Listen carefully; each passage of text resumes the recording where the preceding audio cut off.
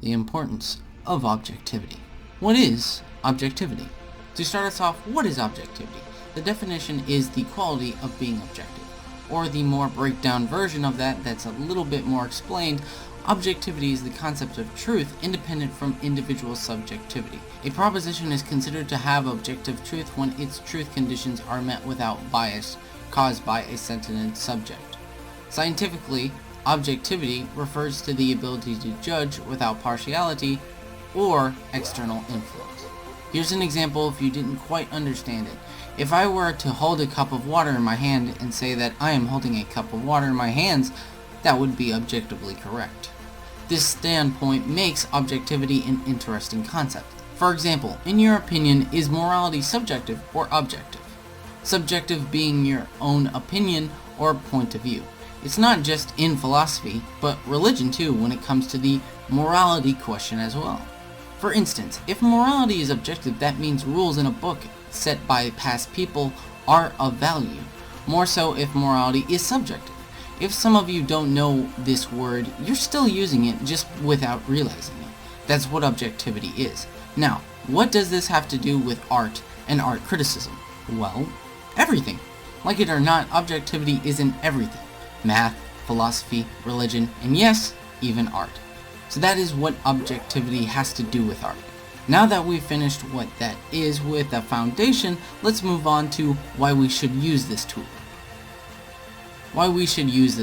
Objectivity in many ways is a weapon or an enhancement of the media that you're talking about. We can then apply this to all types of art. The cool thing about objectivity is that it can be used in comics, TV shows, games, books, music, and movies all the same. This is useful because how we create conversation is through objectivity. Setting something as a standard helps the both of you understand what to work with. Example, if there is a disappearing helicopter in Arkham Origins, we can both agree that it's not a good thing. Then we can argue from there how this affects the game, in a small or big way, or point out a certain thing that leads to a conversation. For example, I can show a scene of Superman destroying someone's truck in Man of Steel, then we can jump off from there to see whether if he used this correctly or not. This is fundamentally gives us something to work with, like I said before. Point out scenes that we can agree on helps this conversation. This might sound really obvious, but it's actually more detailed than that. Example, instead of saying I like DMC because the gameplay is good and fun, but rather saying I like DMC because the gameplay has a lot of depth, that the more you put into it, the better the experience is. And you might say that that's just a fancier way of what I said previously, but here's the big difference. The first statement doesn't mention why you like the gameplay, and having fun is nice, but that doesn't point out anything in the game. You just said how it made you feel. Versus the second statement can be expanded upon. You have properly explained why you think the gameplay is good and given a justification. Of course, there is more to that you can add, but that was just a better starting off point than the first quote. This perfectly ties into how we can use this. Believe it or not, my explanation from the previous section is merely the surface of how we can use objectivity. Due to us knowing what objectivity is, we can now use it. So let's take one of the biggest examples ever. Tell me, my friend, have you heard of the tale of the disappearing knife in The Last Jedi? It's not a story many TLJ defenders would tell you. Basically, in a scene in The Last Jedi, a guard pulls out a knife, but as soon as the knife is out of sight, the next time we see the guard's hand, the knife is gone. This is a very simple example. You can basically follow up this assessment with, the knife has all of a sudden disappeared, that's a flaw, or the way I would say it, yo dog, the knife is gone, that's no bueno. Objectivity isn't really complicated. Another interesting example that isn't straightforward is Man of Steel. I point out to the fact that Superman in Man of Steel isn't really shown to be a hero. In fact, Superman doesn't care about the people around him in general. My biggest example is the final fight at the end where Superman doesn't even seem to try and stop the civilians in the crossfire.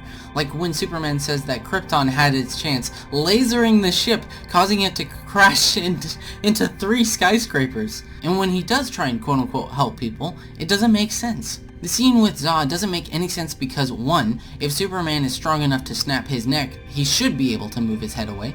2, the family can just duck under and run at any time. These are simple things that I can point to make an argument. And with objectivity, this topic has gone more than just only the surface level. why we shouldn't just use our feelings and what it leads to. So I do want to say right off the bat, your feelings are important. How something makes us feel determines if we like something. However, the feeling we have shouldn't control what is good on an objective level. To demonstrate this, I'm going to be showing a good example.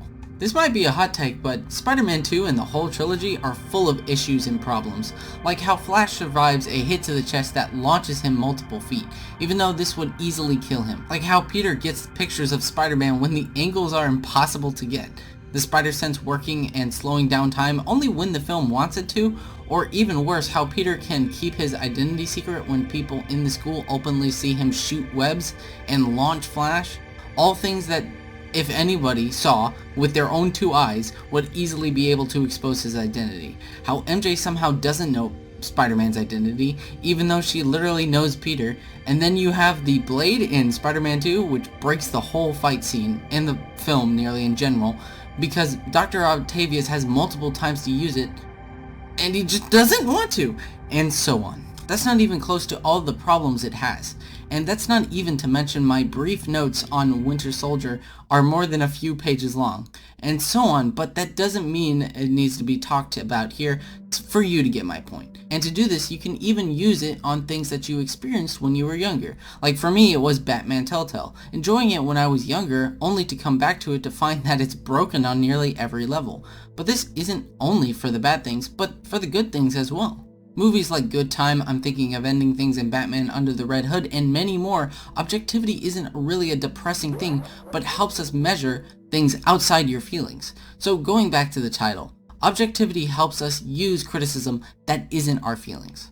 A great way to use the two is to have one score be your objective score and the other being your subjective score. This makes your view of the quality of the art more consistent. In fact, when I used both scores, I noticed that my scores didn't change as much as others that people just have a one score system.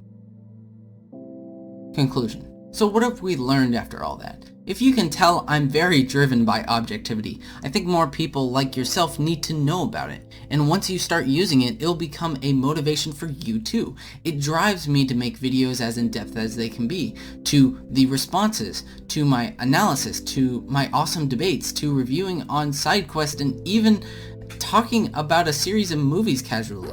Objectivity has played a big part in my life, and I want the experience for you too. Few things to say. Please watch the documentary Revolution Rent. I'm looking forward to it, and so should you. I plan to go in blind, so you should as well. Then I'd like to say I used a lot of different footage to the topic being so broad. Also, for the few people that might actually make it to the end of the video, this is for a school project, which happened to be right up my alley. The Tales of the Arkham series will continue as it did before. You can at any point in time debate me about any of the points that I have made in this video. Alright, leave me alone.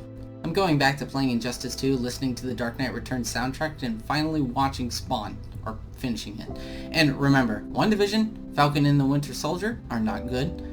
Invincible, Superman and Lois are one of the greatest comic book TV shows in the past 10 years. And Good Time should have won Best Picture. Now here's Adam screaming at you to subscribe. I have a bell, you guys just press the bell, you don't want to see the video! You gotta watch my videos if you're not subscribed and press a button! Press it!